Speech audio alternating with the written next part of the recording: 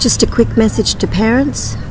It's also a good idea, if you have really young children that are beginning to learn, to purchase the Beanie Babies that relate to each one of these strategies. I've found in the past, when teaching prep students, for example, that having the actual toy to give to the child and say, okay, we're going to practice Stretchy Snake, for example, today. You're going to go and take Stretchy Snake, and you are going to go and sit down there and practice using Stretchy Snake to read your book. So by using that tactile element, the kids can sit down and explicitly focus on one specific strategy. Okay, now we're going to look at what good readers do.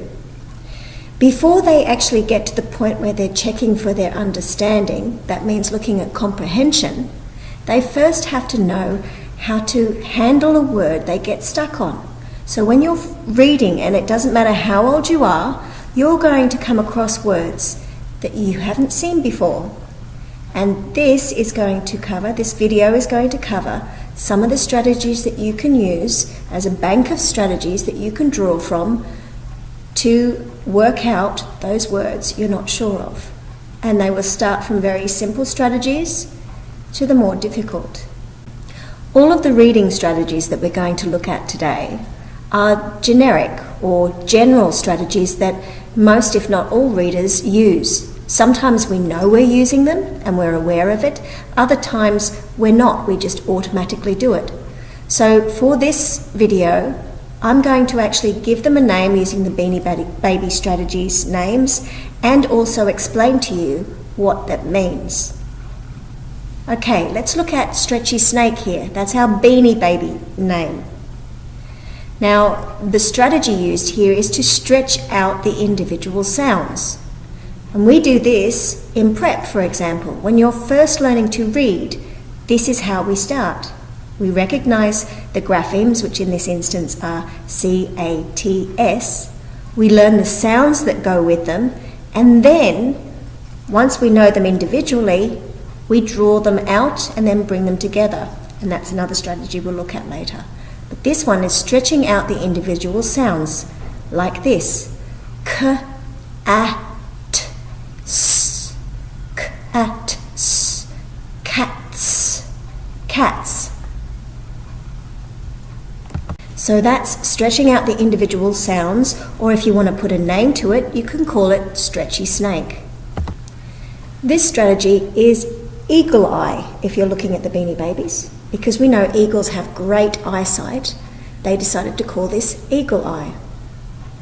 The strategy itself, the generic one, is simply look at the picture for clues. Now, when you start off reading, the pictures will be literal, which means that whatever information you're getting in your words will be in the pictures. But as you get older and the text becomes more complex or harder, it may expect you to infer something. And we're going to talk about inference a little bit later, or at least explain what's involved in inference in this video clip. At a later date, I'll put something up that goes into inference itself as a comprehension strategy. Lips the fish. And this is the Beanie Baby strategy name.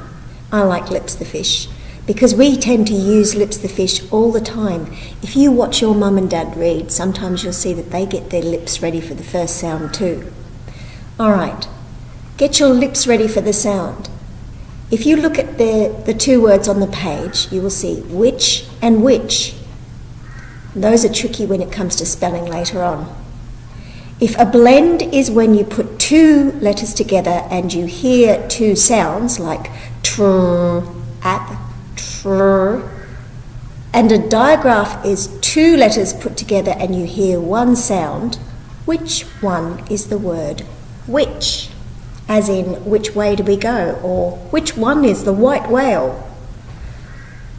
If you said the WH, you're correct. That is a digraph. And you may learn a bit about that later. Okay, so here you heard me go which.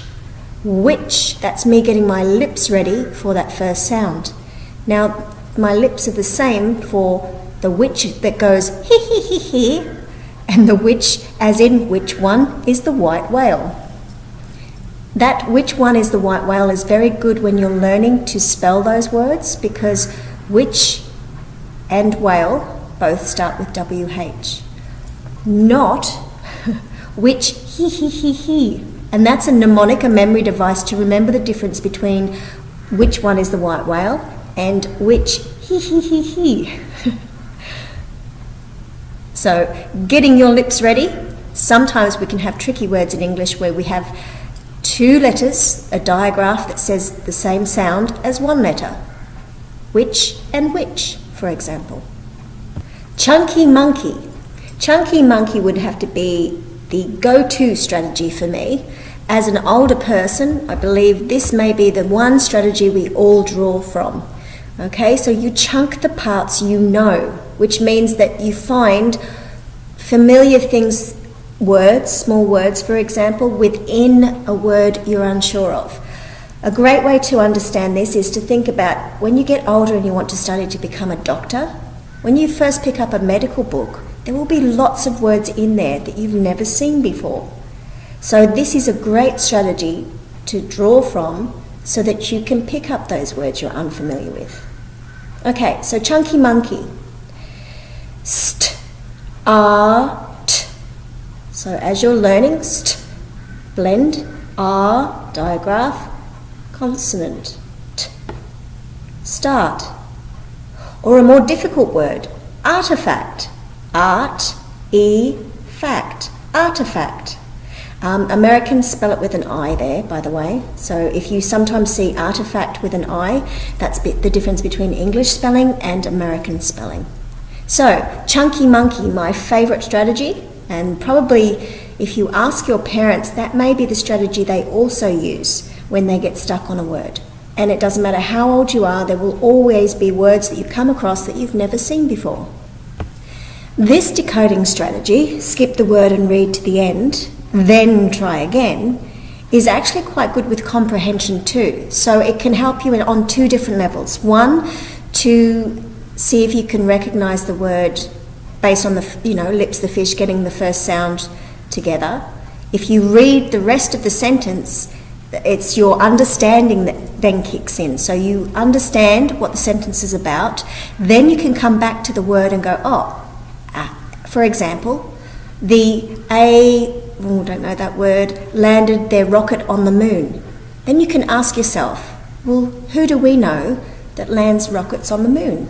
Oh, and it starts with an A. Okay, let's go back and start again.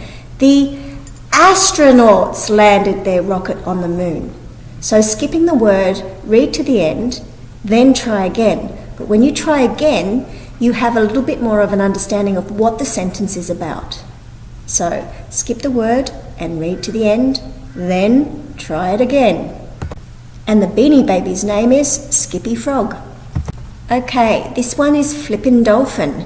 Flip the vowel sounds. Now this is when you become a little bit more advanced with your reading.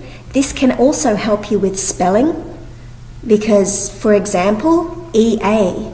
EA actually has 3 sounds. It's a digraph, the 2 vowels together, okay? And we often see the EA together and, for example, the 3 sounds are eat your bread and steak. Okay, so EA has 3 sounds that I know of: eat, bread, and steak. So based on that, if we look at bread, bread, and then we look at break, when it comes to spelling, they are spelt the same way, but as you can see, we had to flip the vowel sounds to figure out the word when we were reading it. Okay, flip the vowel sound, that's Flippin' Dolphin for our Beanie Baby. I've added eagle eye again here because for me, eagle eye, looking at the pictures for clues, and in some instances, if you look at a page, the graphemes, the writing on a page are also pictures, they're visual elements.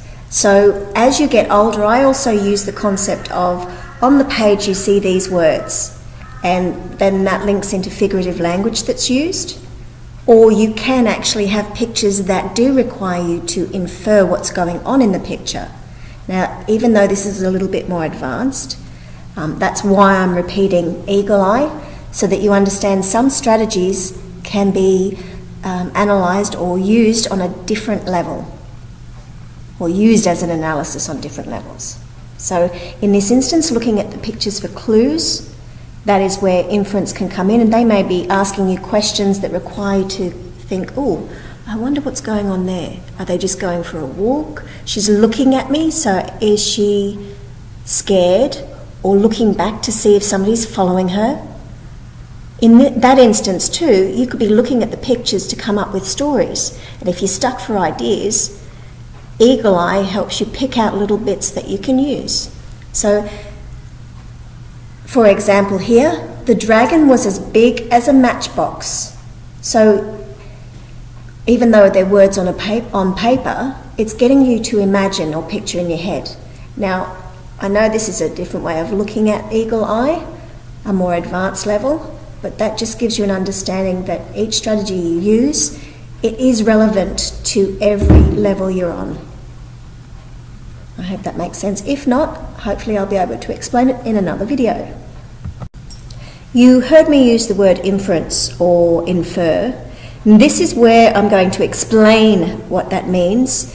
In a later video I can always go through it as a comprehension strategy for you. But inference or to infer requires two things. And without one of those things, it would be impossible for you to actually understand what the author is saying. Okay, so author's work is the main thing, because that's what we're starting from. In the previous little picture, you saw the lady or the young girl in the woods. The picture itself is an author's work, okay? Somebody's created it. The words, the dragon was as big as a matchbox, that is also an author's work. And often we understand an author's work as being written text when it comes to English, and that's not the case. Anything that's in front of you, it could also be an artwork that's three-dimensional. That's the author's work. To then understand what the author is saying, you need prior knowledge. That means what you already know. And if you don't know enough about the topic or context, then you're not going to be able to understand what the author is saying. So inference needs two things: the author's work, what they've done, whether it's picture format or written format or sculptures. Then you need to know something about the particular topic. And if you don't, then it's not that you're silly, it's just that you haven't been educated in that area yet. Okay? So you might find you read something one year that you didn't quite get certain things of. And then maybe a year or two later, or even 5 years later, 10 years later, you read the same thing again, and you realise that you understand a lot more of what the author has written. That brings us back to what we started with. What good readers do? Well, we've just gone through the Beanie Baby strategies, or the generic reading strategies that have the Beanie Baby names as well. So as you get older, you don't need to use the Beanie Baby names. You'll know the actual strategies. Comprehension comes into all elements of learning. Okay, to learn, you're actually having to understand something.